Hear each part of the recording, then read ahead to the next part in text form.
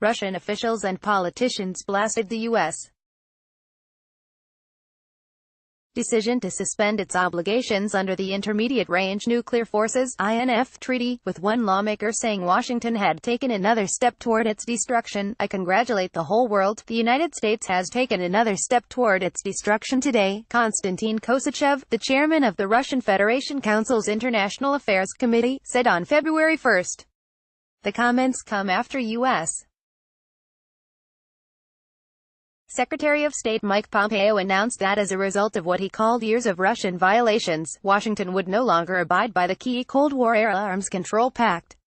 For years, Russia has violated terms of the INF treaty without remorse, Pompeo said in a news briefing. To this day, Russia remains in material breach of obligations.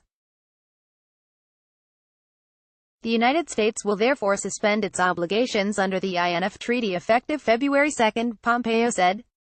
"We will provide Russia and the other treaty parties with formal notice that the United States is withdrawing from the INF treaty effective in 6 months, pursuant to Article 15 of the treaty." Pompeo told reporters in Washington that the United States remained open to arms control negotiations with Russia. U.S. President Donald Trump issued a written statement saying that we will not remain constrained by its terms while Russia misrepresents its actions. "We cannot be the only country in the world unilaterally bound by this treaty, or any other."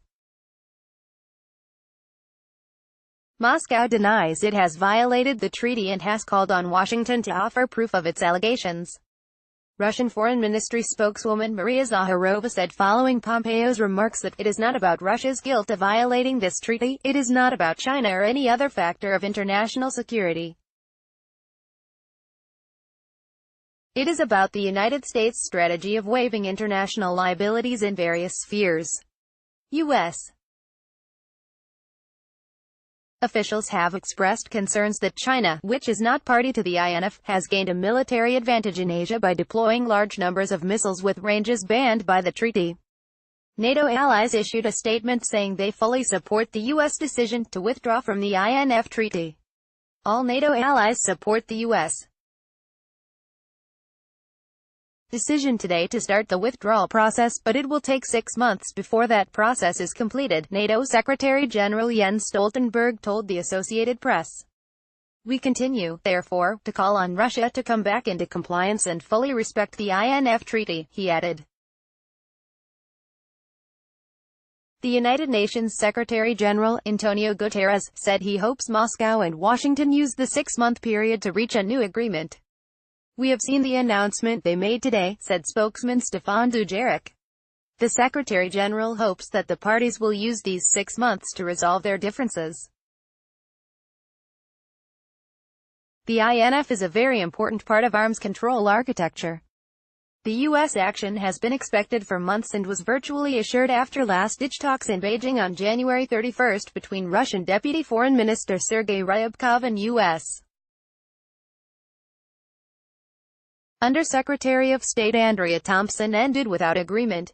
The fate of the 1987 INF treaty, widely seen as a cornerstone of arms control stability in Europe and elsewhere, has been a source of tensions between Moscow and Washington. Washington and NATO accuse Russia of breaching the treaty by developing the 9M729 cruise missile, also known as the SSC-8. The 1987 treaty prohibits the two countries from possessing, producing, or deploying ground-launched cruise or ballistic missiles with ranges between 500 and 5,500 kilometers. The agreement was the first of its kind to eliminate an entire class of missiles.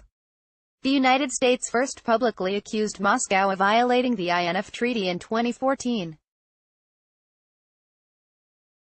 After several years of fruitless talks, Washington began stepping up its rhetoric in late 2017, publicly identifying the missile in question and asserting that Russia had moved beyond testing and had begun deploying the systems.